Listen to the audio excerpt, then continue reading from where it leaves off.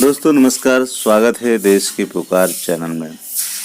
आज हम इस चैनल के माध्यम से ये जानने की कोशिश करेंगे क्या वास्तव में जो बातें धर्मग्रंथों में लिखी गई हैं, पुराणों में, धर्मग्रंथों में, क्या ये बातें वास्तव में सही हैं, तर्क के आधार पर सही सिद्ध होती हैं या नहीं सिद्ध होती हैं। आस्था होनी अलग बात है और तार्किक ढंग से किसी बात को जानना अलग बात है। हम किसी धर्म की आस्था पर चोट पहुंचाने की कोशिश नहीं करेंगे। केवल मेरा मानना यह है, किसी बात को तर्क के आधार पर देखें कि ये तर्क के आधार पर विज्ञान की कसौटी पर खरा उतर रहा है या नहीं, और इसे समझने की कोशिश करेंगे। दोस्तों, जैसा कि आप जानते हैं कि रामायण में लिखा हुआ है कि पत्थर पर बंदर जय श्री राम लिखते थे। कोई बताए कि बंदर को किसने पढ़ाया है, और जबकि उस समय शूद्रों को पढ़ने का अधिकार नहीं था, और बंदर कैसे पढ़ लिया। ये बात आती है, इस बात को समझने की जरूरत है। सीता बाएं हाथ से जिस धनुष को उठा लेती थी, रावण उसे हिला तक नहीं सकता था, तो कमजोर रावण बलवान सीता का अपहरण कैसे कर लिया। इस बात भी सोचने वाली है। तर्क के आधार पर इसे भी सोचने की जरूरत है। राम के पास हनुमान था जो पहाड़ को भी लेकर उड़ जाता था। अपना आकार इतना बड़ा और छोटा कर सकता था कि सूर्य को भी निगल सकता था, तो लंका पर चढ़ाई करने के लिए समुद्र में पुल बनाने की जरूरत क्या थी। यहाँ पर भी तर्क करने की जरूरत है। राम जब खुद भगवान को सर्वशक्तिमान थे, तो बाली को छुपकर क्यों मारा। राम जब खुद भगवान थे और सर्वशक्तिमान थे, तो बाली को छुपकर क्यों मारा। ये भी सवाल उठता है।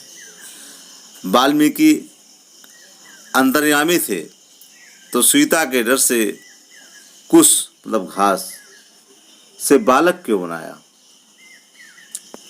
पहले तो ध्यान देकर देखना चाहिए था कि सीता का पुत्र लव कहाँ और किस स्थिति में है।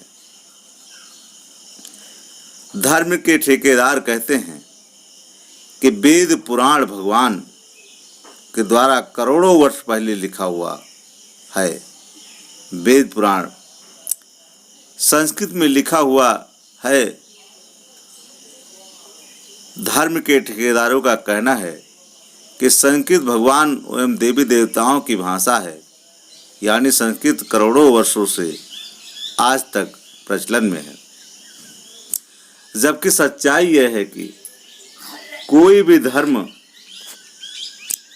ग्रंथ बौद्ध धर्म की स्थापना के बाद में लिखा गया है। ये सच्चाई है, क्योंकि रामायण में अशोक वाटिका की चर्चा है। ब्राह्मण पंडितों से पूछो कि अशोक वाटिका का निर्माण किसके नाम पर, किसकी मदद से करवाया गया। अशोक वाटिका का निर्माण बौद्ध धर्म प्रचार के क्रम में सम्राट अशोक के पुत्र महेंद्र द्वारा श्रीलंका में अपने पिता अशोक के नाम पर किया गया था। ठेकेदारों का कहना है कि संस्कृत करोड़ों वर्ष से चली आ रही है, लेकिन सच्चाई यह है कि संस्कृत भाषा की उत्पत्ति बौद्ध धर्म के समय में हुई है। 6000 वर्ष ईसा पूर्व सिंधु घाटी की सभ्यता चलन में थी, ऐसा पुरातत्व विभाग ने साबित किया है। किंतु सिंधु घाटी की सभ्यता आज की सभ्यता से भी अधिक विकसित थी। खुदाई में बहुत बड़ा पक्का मकान एवं स्नानगार, चौड़ी चौड़ी सड़क, बड़ा बड़ा शिलालेख मिला है। पत्थर एवं कांसे के बर्तन पर बहुत चीज लिखी हुई मिली हैं, सभी पाली भाषा में है। यह संस्कृत भाषा पूर्व से ही आ रही होती तो संस्कृत भाषा में भी कुछ लिखा हुआ जरूर मिलता।